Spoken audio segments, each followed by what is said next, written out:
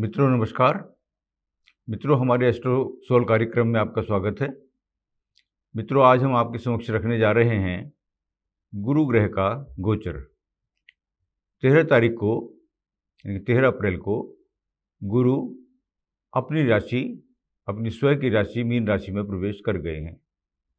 मित्रों भिन्न भिन्न राशि वालों के लिए इस गोचर का क्या प्रभाव रहेगा, हमने इससे पूर्व जो है सिंह राशि तक जो है हमने बता दिया है। आज हमारा जो है कन्या राशि के ऊपर जो है इसका क्या प्रभाव होगा, इस विषय में हम आपके समक्ष ये कार्यक्रम रख रहे हैं। मित्रों गुरु ग्रह अपने कारकों को प्रभावित करते हुए कन्या राशि वालों के सप्तम स्थान में विराजमान हो गए हैं, अपनी स्वयं की राशि में विराजमान हो गए हैं और वहाँ से जो वो प्रभाव उत्पन्न करेंगे कन्या राशि वालों के लिए संक्षेप में यदि कहा जाए तो यह प्रभाव शुभ रहेगा और यह लगभग वर्ष भर रहेगा। यह गोचर यहाँ पर 1 साल तक यानी कि 13 महीने तक लगभग रहेगा। मित्रों इस प्रभाव के बारे में हम आपको बताएं उससे पूर्व थोड़ी सी सावधानी आपको ज़रूर बताना चाहेंगे जो आपको रखनी चाहिए। मित्रों इस गोचर को देखने से पहले आप अपनी जन्म कुंडली का थोड़ा सा अध्ययन कर लें, अपनी जन्म कुंडली खोलें और उसमें देखें कि आपकी जन्म कुंडली में आपकी कुंडली के अंदर बृहस्पति देव या गुरुदेव कहाँ विराजमान हैं। क्या वो आपकी कुंडली में 6ठे, 8वें या 12वें स्थान में तो नहीं बैठे हुए हैं, या वो नीच की राशि में तो नहीं बैठे हुए हैं, या उन पर किन्हीं क्रूर ग्रहों का प्रभाव तो नहीं है। तथा वर्तमान में यह भी जांच लें कि आपके ऊपर किसी मार्के शादी की या किसी विपरीत परिणाम देने वाली ग्रह की अंतर्दशा या दशा या प्रत्यंतर दशा तो नहीं चल रही है। यदि ऐसा नहीं है और आपके जन्म कुंडली में शुभ भाव में बैठे हुए, शुभ स्थिति में बैठे हुए हैं गुरुदेव, तो यह गोचर निश्चित तौर पे कन्या राशि वालों के लिए अच्छे परिणाम लेकर आया है। मित्रों यह सप्तम भाव में अपनी राशि में बैठ के महापुरुष योग का निर्माण कर रहा है, जिसे कहते हैं हंस नामक महापुरुष योग। इस महापुरुष योग के होने से कुंडली में यदि अकेले ही बृहस्पति के द्वारा बनने वाला यह महापुरुष योग किसी जातक की कुंडली में है तो समझ लीजिए उसे किसी और ग्रह की या किसी और स्थिति की आवश्यकता नहीं है। अकेला यह योग ही मनुष्य की जीवन यात्रा को बड़ी सुखपूर्वक जो है पूर्ण करा देता है। बृहस्पति के कारकों में जो है सुख, संपत्ति, वैभव, यश, मान, कीर्ति तथा और भी वाहन आदि, बिल्डिंग, मकान, माता का सुख, सब प्रकार के सुख इस जातक को प्राप्त होते हैं अपने जीवन काल में। तो मित्रों यह गोचर में भी यदि आपकी जन्म कुंडली में ठीक ठाक बैठा हुआ है तो गोचर में भी यह जो है शुभ परिणाम करेगा और इस 1 वर्ष के अंतर में आप जो है इसके लाभ को उठा सकते हैं। जो काम अभी तक आपने रोके हुए थे या रुके हुए थे या नहीं बन पा रहे थे, जिन कार्यों में आपकी बाधा पड़ रही थी, व्यवसाय में या कोई बीमारी लंबे काल से चल रही थी या किसी एग्ज़ाम में या किसी नौकरी में, व्यापार में किसी भी प्रकार की कोई रुकावट थी, वो सब समस्याएं आपको इस 1 वर्ष के अंदर जो है हल होती हुई दिखाई देंगी।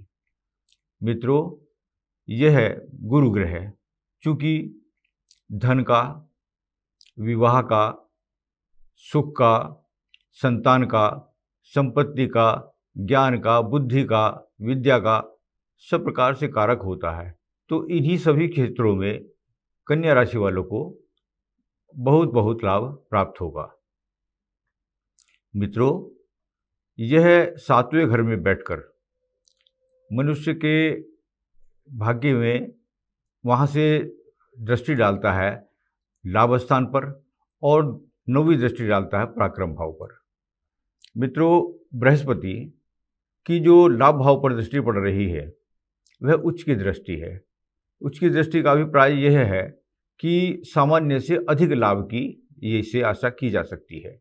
सामान्य लाभ तो सामान्य ग्रहों की दृष्टियों में होता ही है, और उस शुभ ग्रहों की दृष्टियों में जहाँ जहाँ उनकी दृष्टि पड़ती है शुभ लाभ होता है। किंतु यदि उच्च की दृष्टि पड़ रही हो किसी ग्रह की, तो वहाँ आवश्यकता से अधिक शुभ ग्रह हैं बृहस्पति, और ये लाभ स्थान को उच्च की दृष्टि से देखते हैं, तो हर प्रकार की सुख सुविधा में ये आपकी बढ़ोतरी करेंगे, और सभी प्रकार के क्षेत्रों में, चाहे कोई सा भी क्षेत्र हो जीवन का, उन सभी क्षेत्रों में आपको बहुविधि लाभ कराएंगे। आपके लग्न पर दृष्टि डाल रहे हैं, तो लग्न पर दृष्टि डालने का अभिप्राय ये है कि आपके मान में, सम्मान में, आपके स्वास्थ्य में, आपकी जीवन यात्रा में, आपकी कीर्ति में, यश में, यदि राजनीति से संबंधित कोई आपका शौक है उसमें आपको सब प्रकार से ऊपर उठाएंगे। जो वर्तमान स्थिति है इससे आपको ऊपर ले जाएंगे। वहाँ से आपके पराक्रम प्रभाव पर नौवीं दृष्टि पड़ती है, तो आपके बहन भाइयों से यदि कोई अभी तक संबंध कुछ खराब चल रहे थे या मनमुटाव चल रहा था, तो उन संबंधों को में मनमुटाव दूर हो जाएगा, मित्रता बढ़ेगी, उनसे प्रेम बढ़ेगा और समस्याएं हल हो जाएंगी।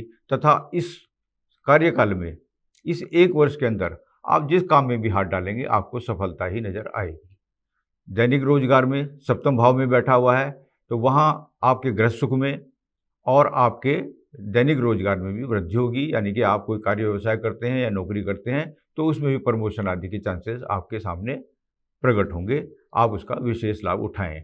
आपकी विवाह की उम्र है और अभी तक आपका विवाह नहीं हुआ, तो इस समय ये संयोग उत्पन्न होंगे कि आपकी ये समस्या का भी समाधान निकल आएगा। मित्रों, ये वर्ष पर्यंत गुरु ग्रह अपनी मीन की राशि में सप्तम भाव में कन्या राशि वालों के लिए विराजमान रहेंगे और अत्यंत शुभकारी और लाभकारी परिणाम देते रहेंगे लगभग 1 साल तक। तो मित्रों, इसका लाभ उठाएं। आज के लिए कन्या राशि वालों के लिए मैं समझता हूँ मैं भली प्रकार समझा पाया हूँगा गुरु का यह गोचर। फिर भी यदि कोई त्रुटि रह गई हो या कोई आपको समझ में आने में कोई दिक्कत हो या आपकी कोई निजी समस्या ऐसी हो जिस पर आप जो है चर्चा करना चाहते हो, वार्ता करना चाहते हो, तो मित्रों हमारा फ़ोन नंबर दिया गया है स्क्रीन पर, तो आप हमसे संपर्क करके अपनी समस्या का समाधान पूछ सकते हैं, जान सकते हैं, और कमेंट में भी हमें लिख के अपनी समस्या को बता सकते हैं। उसका हम अवश्य आपको जवाब देने का प्रयास करेंगे। और यदि यह कार्यक्रम हमारा आपको पसंद आया हो तो प्लीज़ हमारे इस कार्यक्रम को आप लाइक करें, शेयर करें और हमारे चैनल को सब्सक्राइब करें। मित्रों, घंटी बजाना नहीं भूलिएगा। आज के लिए इतना ही पर्याप्त है। बहुत बहुत धन्यवाद। नमस्कार।